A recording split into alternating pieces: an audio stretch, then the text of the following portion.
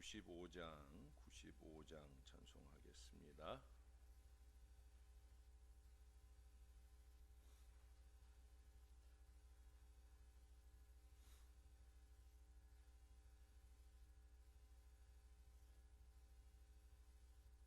나의 기쁨 나의 소망 되시며 나의 생명이 되신 주 밤낮 불러서 찬송을 드려도 늘 하신 마음 뿐일세. 나의 사모하는 선한 목자는 어느 꽃다운 동산에 양의 무리와 늘 함께 가셔서 기쁨을 함께 하실까. 길도 없이 거친 넓은 들에서 갈 길 못 찾아 애쓰며 이리저리로 헤매는 내 모양 저 원수 조롱하도다.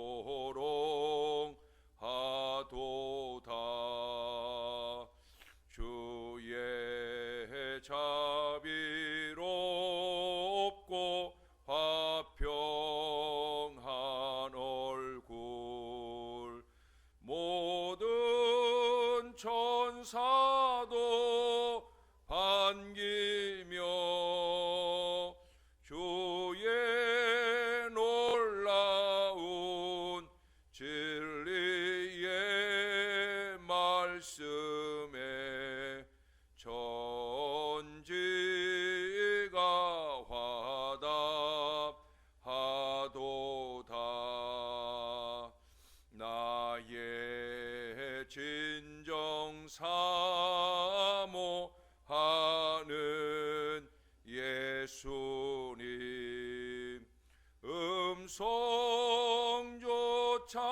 음성조차도 반갑고 나의 생명과 나의 참 소망은 오직 주 예수 뿐일세.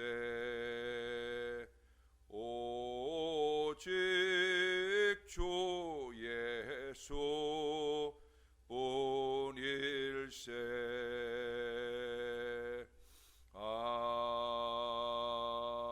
아멘. 그 다음 찬송 한 장 더 합니다. 96장 찬송입니다. 예수님은 누구신가. 우는 자의 위로와 없는 자의 풍성이며 천한 자의 높음과 잡힌 자의 노임되고 우리 기쁨 되시네. 예수님은 누구신가.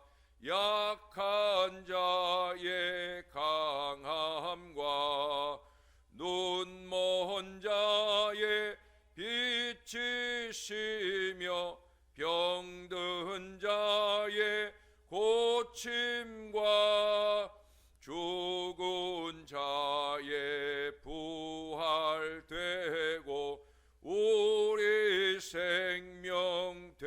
되시네. 예수님은 누구신가? 주한 자의 정함과 죽을 자의 생명이며 죄인들의 중보와 멸망자의 구원되고 우리 평화 되시네. 예수님은 누구신가? 온 교회의 머리와 온 세상의 구주시며 모든 왕의 왕이요 심판하실 주님 되고 우리 영광 되시네. 아멘. 기도하겠습니다. 성경이 예수님을 뭐라고 말씀하시는가? 사람들이 예수를 뭐라고 말하는가? 그보다 더 중요한 것은 예수님은 나에게 어떤 분이신가? 나는 예수님을 어떻게 알고 믿느냐 하는 것이 더 중요한 것임을 잊지 않는 저와 이 모든 자녀들이 되게 하여 주시옵소서. 그 이름에 합당한 영광을 돌리기 위하여 한 번의 찬송을 부를 때라도 정성을 다하여 찬송할 줄 알게 하시고, 한 번의 기도를 드리더라도 예수님의 이름으로 기도하는 것이기에 정신을 바짝 차리고 믿음의 기도를 드릴 수 있게 도와주시고, 무엇보다 그 이름의 영광을 나타내는 일에, 그 이름의 복음을 증거하는 일에 최선의 삶을 살아내는 저와 이 모든 자녀들 되게 하여 주옵소서. 이제 구약의 가장 마지막 부분의 말씀에 이르게 되었나이다. 하나님, 오늘도 말씀하시고 이제 내일부터 신약 성경의 말씀을 시작할 때에도 동일하신 하나님의 은혜가 한결같이 우리 위에 넘치도록 주님께서 도와 주시옵소서. 감사를 드립니다. 예수님 이름으로 기도합니다. 아멘. 예. 자, 이제 말라기 4장입니다. 말라기 4장. 이제 올해 제가 7년, 이제 주일로 따지면 이제 어제가 만 7년째 되는 그런 날입니다. 그래서 이제 하나님께서 은혜 가운데 7년 동안 우리가 이제 특별한 새벽 예배 때는 다른 말씀들도 보고 했지만, 그러지 않은 때에는 창세기부터 이렇게 한 부분 한 부분 차례차례 우리가 상고해 오는 중에 이제 말라기서를 우리가 상고하게 되었어요. 마침 이제 대림절 마지막 주간을 앞두고 마지막 주간을 이제 지나면서 이제 신약 성경이 시작되는 것도 하나님의 의미 있는 섭리라 생각이 듭니다. 자, 오늘은 우리 구약의 마지막 말씀이니까 우리 한 절씩 한번 교독을 해보도록 하겠습니다. 제가 1절부터 먼저 읽으면 여러분 짝수를 읽어주세요. 만군의 여호와가 이르노라. 보라, 용광로 불같은 날이 이르리니 교만한 자와 악을 행하는 자는 다 지푸라기 같을 것이라. 그 이르는 날에 그들을 살라 그 뿌리와 가지를 남기지 아니할 것이로되.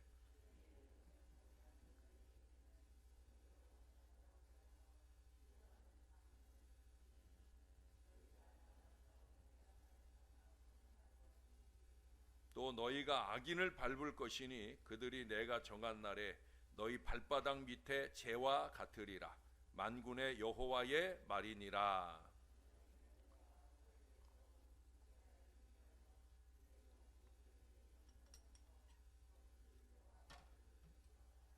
보라, 여호와의 크고 두려운 날이 이르기 전에 내가 선지자 엘리야를 너희에게 보내리니.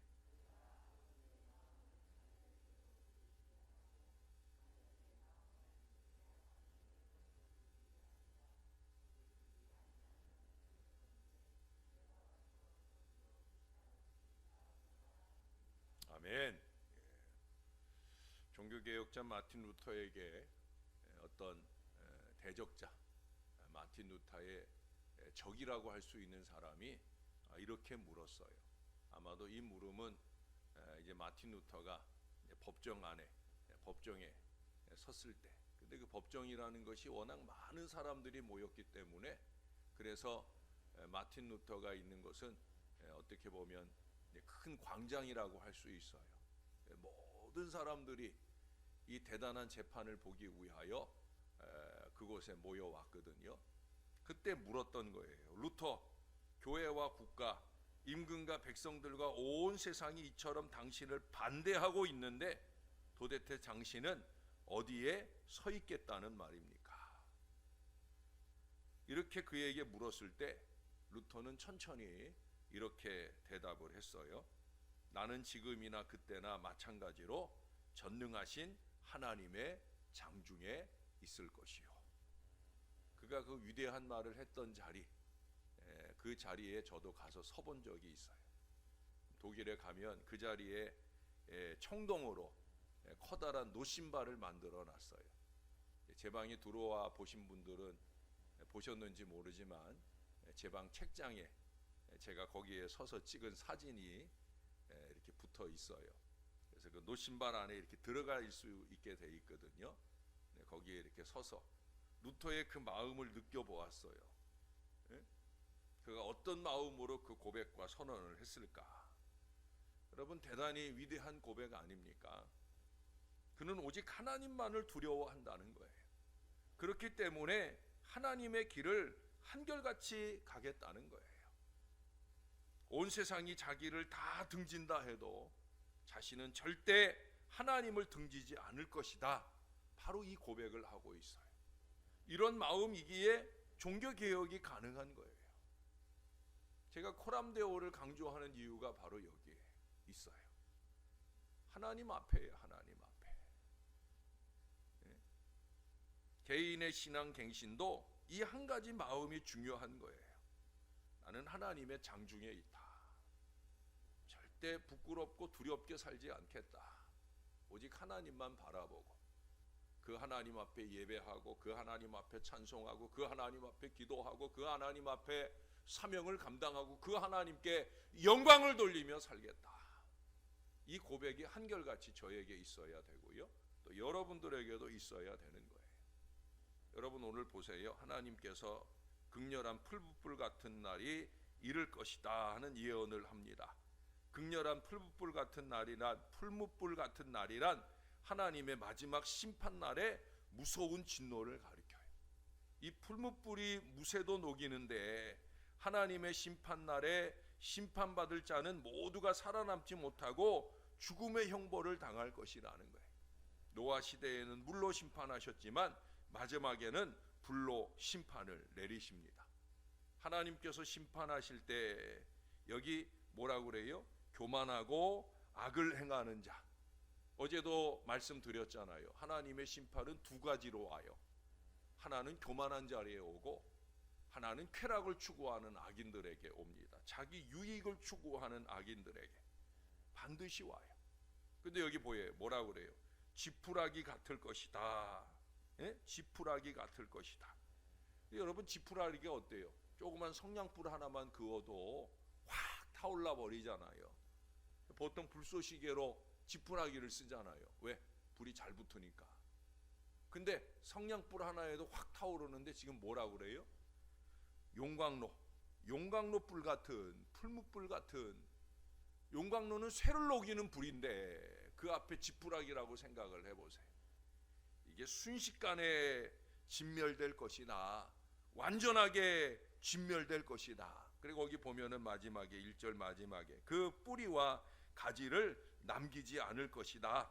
완전히 소멸당하여 세상에 거할 수 없게 될 것이라 분명히 말씀해요. 이 세상에서는 의인과 악인이 함께 거합니다. 지금 우리가 함께 교회를 다니니까 죄송한 얘기지만 다 뭐 내가 의인입네, 뭐 대단한 의인인 것처럼 그렇게 난리를 치지만 하나님께서, 여러분 우리가 앞서 3장 18절에서도 봤잖아요. 의인과 악인을 분별한다.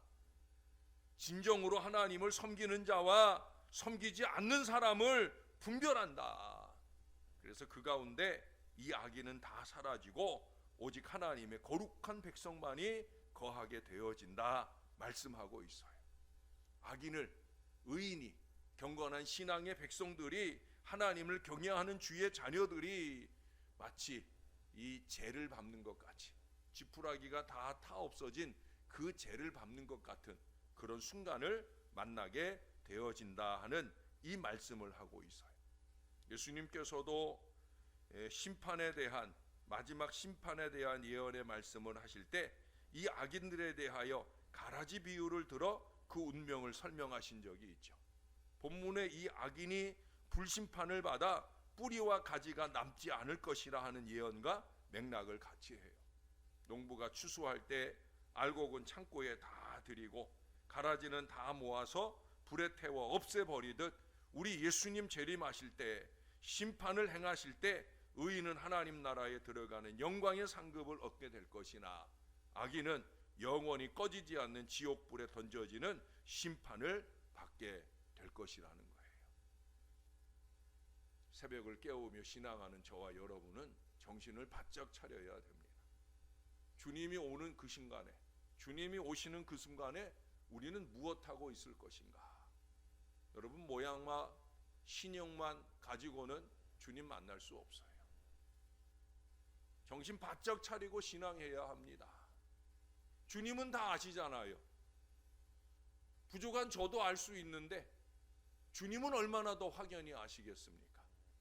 여러분, 정신을 바짝 차리고 신앙해야 합니다. 이 땅에 오신 예수님께서 어느 날 갑자기 뚝 떨어진 말씀을 주시는 게 아니었잖아요. 이처럼 구약에서 말씀하신 이 말씀들을 근거로 우리 예수님이 말씀하셔요. 그 말씀대로 이루어집니다. 구약의 모든 말씀들이 신약에서 다 이루는 것처럼, 그리고 오늘날에도 그 말씀들이 이루는 것처럼 하나님의 말씀은 1.1획도 땅에 떨어지지 않고 다 이룹니다. 나에게 이루고 여러분에게 이루고 이 세상 가운데 이루어집니다. 그러므로 우리가 가질 마음은 뭐예요? 여기 2절에 말씀하는 것처럼 주님의 이름을 경외하는 마음이에요. 주님의 이름을 경외하는 사람에게 의로운 해가 떠올라서 치료하는 광선을 발할 것이다 약속합니다. 이건 그냥 육신의 치유만 말하는 게 아니에요.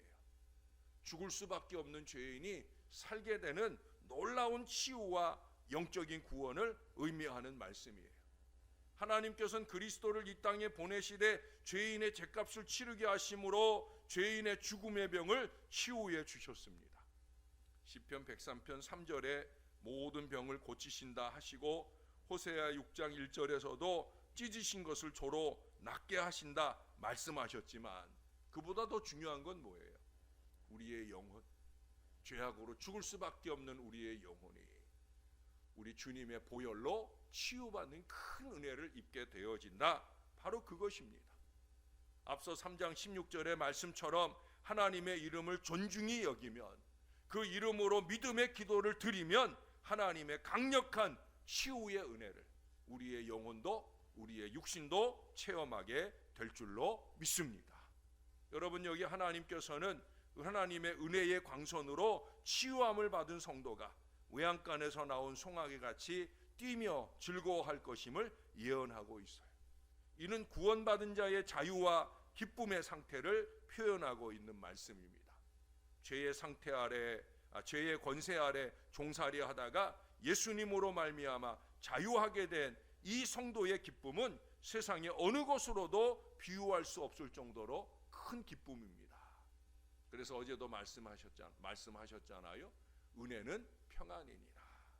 죄로부터 자유하게 된 그 기쁨과 평안이라는 거예요. 그래서 바울은 자신 있게 말하는 거예요. 항상 기뻐하라고, 쉬지 말고 기도하라고, 범사에 감사하라고. 이 세 가지를 한 가지로 이루는 믿음의 삶이 저와 여러분 안에 있어야 되는 거예요. 상황이 이렇고 환경이 어떻고 이거 말할 거 없어요. 이 상황과 환경을 초월하여서 우리에게 기쁨을 주신 그 은혜를 누리며 마음껏 기뻐하고 즐거워할 수 있는 것, 이것이 우리 성도들의 특권이요 행복인 것을 기억하고 주 안에서 항상 행복하시기를 주님의 이름으로 축원합니다. 여러분, 마지막 하나님께서는 끝으로 4절 이하에 보시면 구약의 이 39권을 정리하듯 이스라엘 백성에게 모세에게 명한 법 곧 율례와 법도를 기억할 것을 촉구합니다. 이것은 단순히 시내산에서 모세에게 준 말씀만이 아니에요. 그 말씀을 근간으로 해서 여기 구약의 39권 모든 말씀들을 다 의미하는 얘기예요. 그 말씀들을 다 기억하여 회개하고 돌아올 것을 명하고 있는 거예요. 그들이 회개하기만 하면 하나님께서는 치료의 광선을 바라셔서 용서도 주시고 구원도 베푸시겠다는 바로 그 약속입니다. 율법을 지키라는 말씀은 신약 시대에 와서 그리스도를 믿음으로 구원에 이르게 되는 것을 의미합니다. 다시 말해 그리스도께서는 구약의 완성으로서 십자가를 지심으로 율법의 정신인 하나님의 공의와 사랑을 완성시키셨어요. 십자가는 그냥 십자가가 아니에요. 바로 이 구약의 모든 말씀을 응축하는 것이 바로 십자가예요. 그 안에 이 구약에서 말하는 공의도 사랑도 다 담겨져 있는 거예요. 십자가를 믿는다면 구약의 말씀을 믿는 것이요, 구약의 말씀을 믿어야 십자가를 믿을 수가 있는 거예요. 우리 성도들은 그리스도 안에서 이처럼 사랑의 새 계명을 지켜 순종해야 합니다.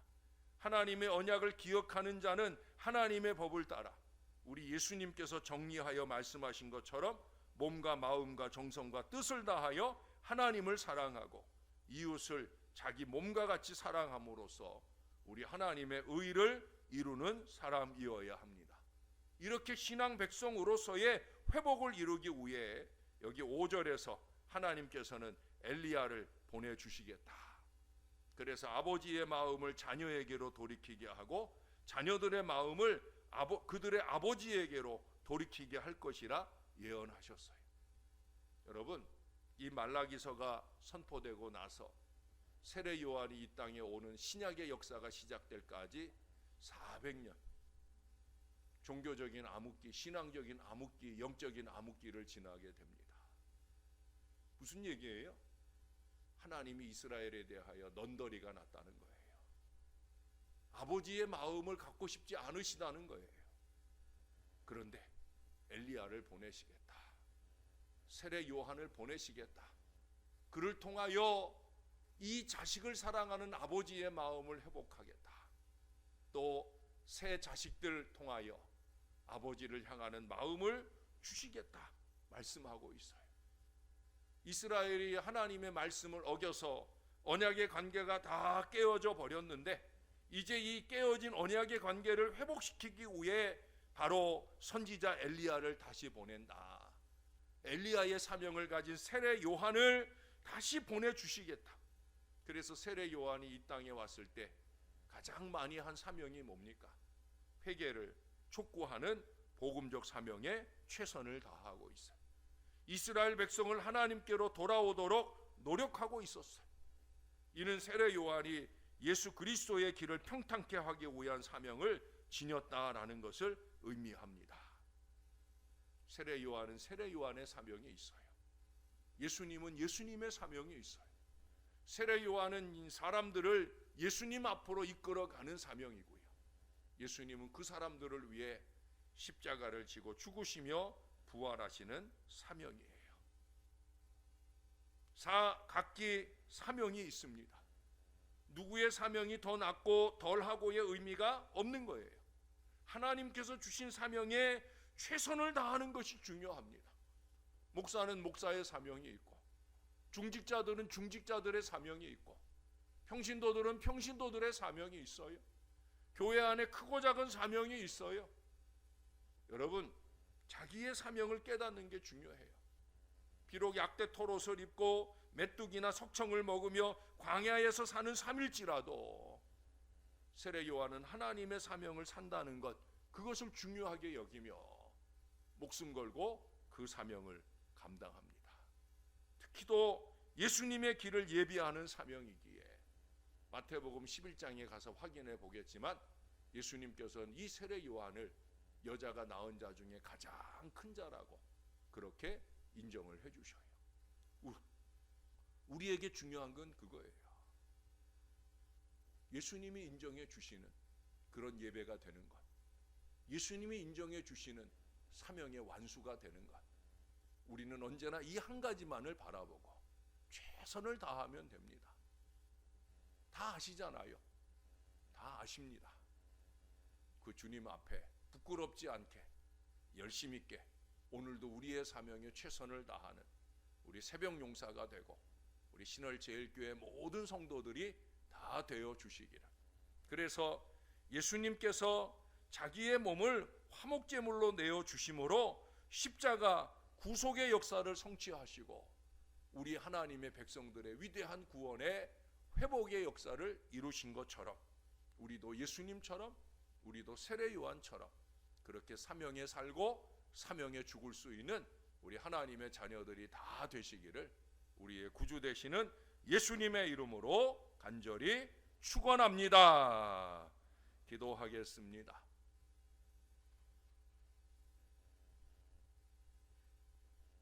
이른 새벽을 깨우고 예배하는 이 한순간, 이 예배의 사명부터 시작해서 우리의 모든 생애를 살아가는 동안 우리를 일깨워 알게 하신 그 모든 사명에 있어 언제나 철저할 수 있게 도와 주시옵소서. 하나님 앞에 하는 것입니다. 예수님의 이름으로 하는 것입니다. 결코 소홀할 수 없습니다. 대충 해서도 안 됩니다. 정말 하나님이 기뻐하실 수 있도록 온 마음과 정성과 뜻을 다하여 그렇게 우리 하나님을 사랑하는 아름다운 사명의 완수가 있어야 할 것입니다.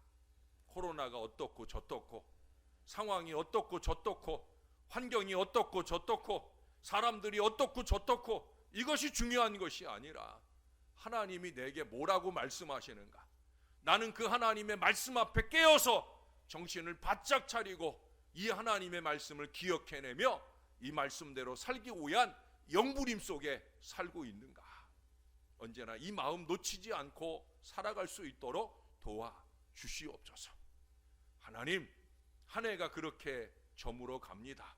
올 한 해 말씀 가운데 잘 살아왔는지 사명 가운데 잘 살아왔는지 정신을 바짝 차리게 도와주시고 정말 주님이 기뻐하시도록 2022년을 제대로 잘 살아야 되겠다. 어제 여러 모양으로 새 사명에 부름받은 주의 자녀들이 그 사명을 잘 감당하는 2022년이 되게 하시고 너나 없이 우리 모두가 예수님의 구원을 맛보고 사는 사람답게 다 행복하게 하시고 다 기뻐하게 하시고 다 평안한 은혜로 넘쳐나는 역사를 누리게 도와 주옵소서. 교만이나 자기 유익을 추구하는 어리석은 쾌락 때문에 멸망하는 악인들이 되지 말게 하시고 하나님의 이름을 존중히 여기며 그 이름을 경외하는 참으로 아름다운 하나님 섬기는 사람들 다 되어서 사는 2022년 되도록 우리를 꼭 붙들어 주옵소서. 오늘 수술대에 임하는 사랑하는 노정을 꼭 지켜 주옵소서.